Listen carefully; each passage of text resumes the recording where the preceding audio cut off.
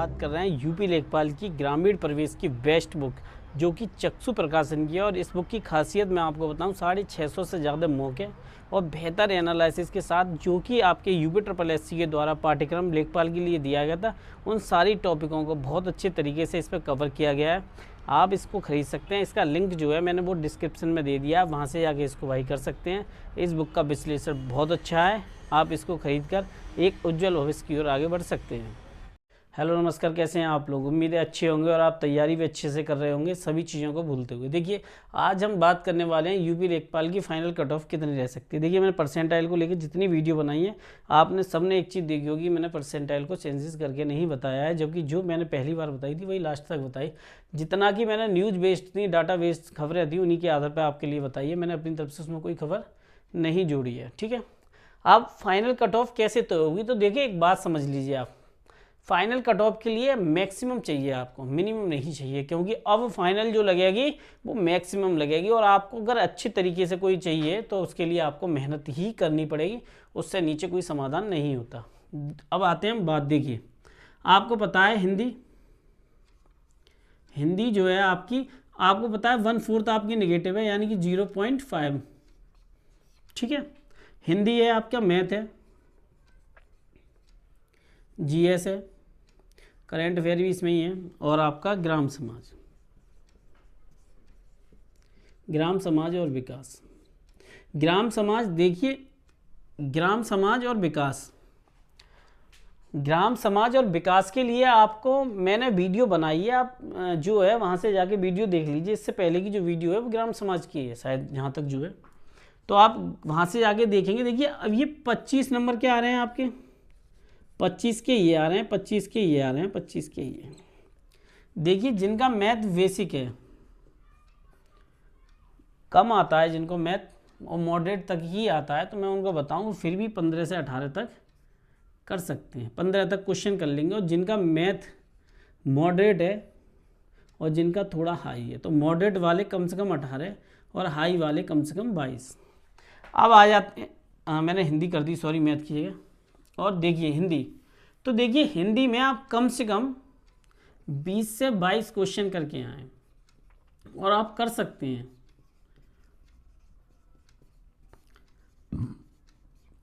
कुछ लोगों को लगता है कि हिंदी बड़ा आसान है, हम जाएंगे टिक लगाए आएंगे, और ऐसे लोगों के नंबर आते हैं 10 से 15, 11 नंबर हिंदी में। जिनको ये लगता है ना हम जाएंगे और पेपर में धुआं बिखेर देंगे, हिंदी तो है, हिंदी तो हमारी मातृभाषा है, हमने पढ़ी है भाई। हिंदी के एक शब्द आ जाता है ना, तो आदमी को पता नहीं चलता है शुद्ध कौन सा है।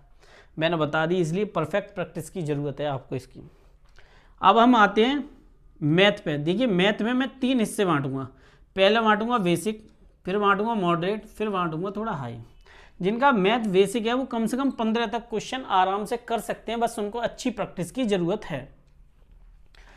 अब मैथ जिनका मॉडरेट है वो कम से कम 18 तक कर सकते हैं, जिनका थोड़ा अच्छा है वो 20 से 22 तक कर सकते हैं।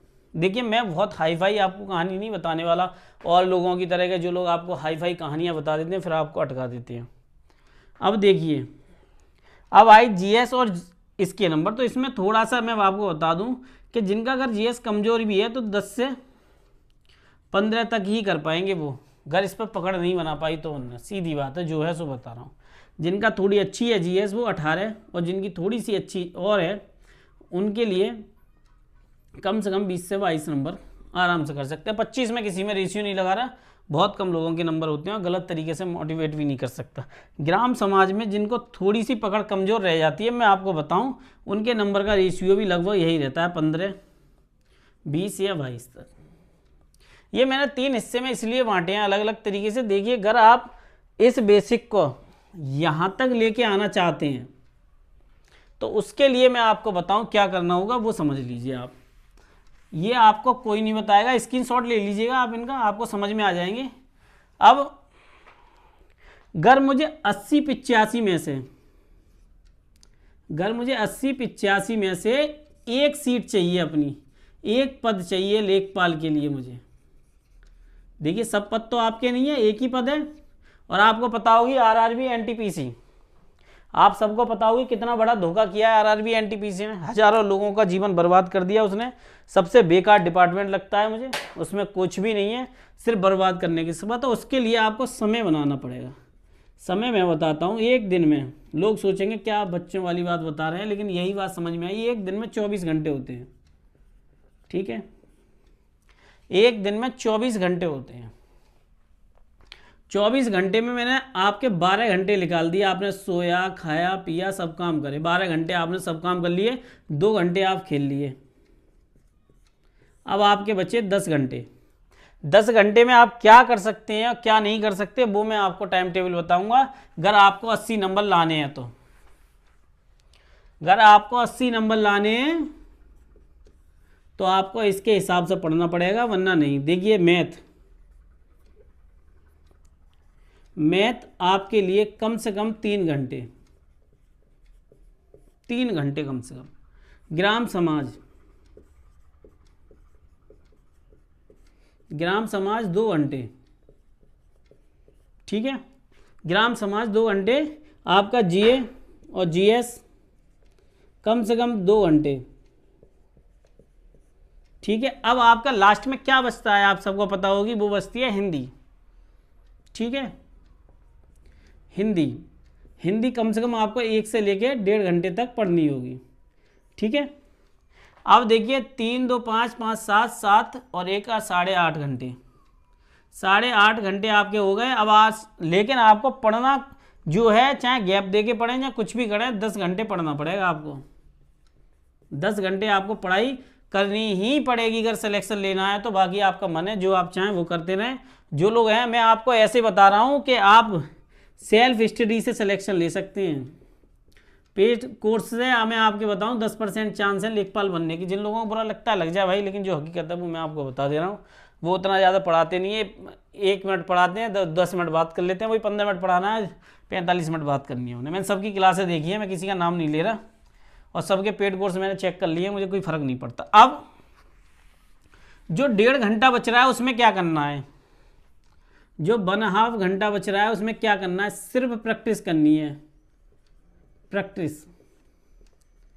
मैथ का 1 और बाकी सबके 1 लगा सकते हैं आप 1.5 घंटे में, क्योंकि मैथ का मान लीजिए आपको आधा घंटा लग गया, ठीक है। लेकिन बाकी बाद आपके पास 15-15 मिनट, आप 20-20 मिनट, आप 20-20 मिनट में सब जो है मॉक लगा सकते हैं, इनका विश्लेषण कर सकते हैं। ये रहा 10 घंटे का आपका time table.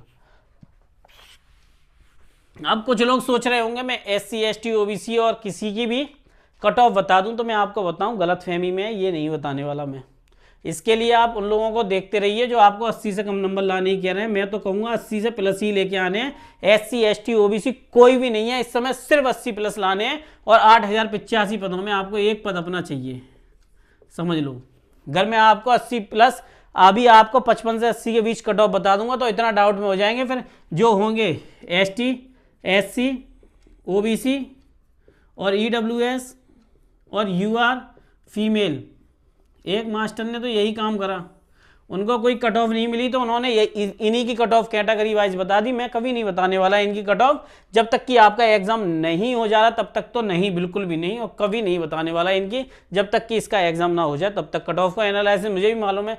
SC ST OBC और EWS UR female cut off कितनी रह सकती है, लेकिन नहीं बताऊंगा। इसका रीजन बता देता हूँ क्या है, आपके दिमाग में आ जाएगा। मेरे तो भैया 70 हैं, मैंने क्या जरूरत है कि मैं 73 नंबर का पढ़ूं, और कट ऑफ जाके लग गई 73 पे। अब ये 70 वाला ये सोचेगा जो मास्टर का मैं क्या करूं। इसलिए जो लोग आपको अभी कट ऑफ बता रहे हैं इसकी फाइनल, वो बहुत बड़ी गलती कर रहे हैं। मैंने किसी एग्जाम के होने से पहले किसी की कट ऑफ के बारे में कोई विश्लेषण नहीं किया, ये बात आप समझ लीजिए। और चैनल पर नए आए हैं, चैनल को सब्सक्राइब जरूर करें।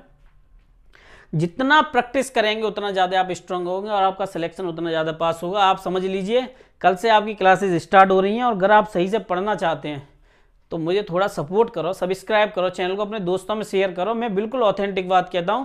मैं कट ऑफ बता सकता हूं, मैंने कितनी बात कही, बिल्कुल सटीक कट ऑफ बता सकता हूं जो 98% तक सही साबित होगी। लेकिन मैंने बता दिया, नहीं बताने वाला, नहीं बता सकता, सीधी बात समझ लो। जिसने आपको ये कट ऑफ बताई है वो समझ लीजिए टीचर नहीं है, वो आपको बर्बाद करना चाहता है। मैं कट ऑफ इसलिए नहीं बता सकता, अगर मैंने कट ऑफ बता दी तो तो समझ लीजिए मुझ में और जो एजुकेशन बेच रहे हैं उनमें कोई अंतर नहीं है, क्योंकि वो आपको इसकी कट ऑफ बता के आपको ये कर देंगे कि आप जो है एसटी वाला सोचेगा मेरा 60 पे हो जाएगा, एससी वाला सोचेगा मेरा 65 पे, ओबीसी वाला सोचेगा 70 पे, ये समझेगा मेरे 75 पे, ये सोचेगा 80 पे, और ये सोचेंगे मेरे जो फीमेल होंगी वो सोचेंगी मेरे 70 या 65 पे, जो भी हो मेरा हो जाएगा सिलेक्शन। मुझे क्या ज़रूरत है मैं 60 से ऊपर पढ़ूँ, 70 से ऊपर पढ़ूँ, 85 से ऊपर पढ़ूँ, मेरा सिलेक्शन हो जाएगा। तो ऐसी कोई कट ऑफ नहीं है मेरे पास। इसलिए आप अपनी पढ़ाई करें और 80 नंबर लाने की कोशिश करें, 80 प्लस लाने की कोशिश करें। यूपी लेखपाल में अगर आपको अच्छे नंबर लाने हैं तो आपको पढ़ना पड़ेगा। मैंने टाइम टेबल और अच्छे नंबर लाने की आपको तरीके बता दिए कि आपको कम से कम इतने क्वेश्चन करने चाहिए। अगर आप हर सेक्शन में अगर किसी में 18 कर रहे हैं, किसी में 20 कर रहे हैं और किसी में 22 और किसी में आपने 20-21 कर दिए तो आप समझ लीजिए बहुत अच्छे नंबर हैं, ये टॉपर वाले मार्क्स हैं, ये टॉपर मार्क्स हैं आपके। तो इसलिए आप ज़्यादा टेंशन ना लेते हुए बस स्टडी करें और चैनल पर नए आए चैनल को सब्सक्राइब करना, थोड़ा सा ग्रो कराने में मेरी हेल्प करें। नमस्कार, धन्यवाद।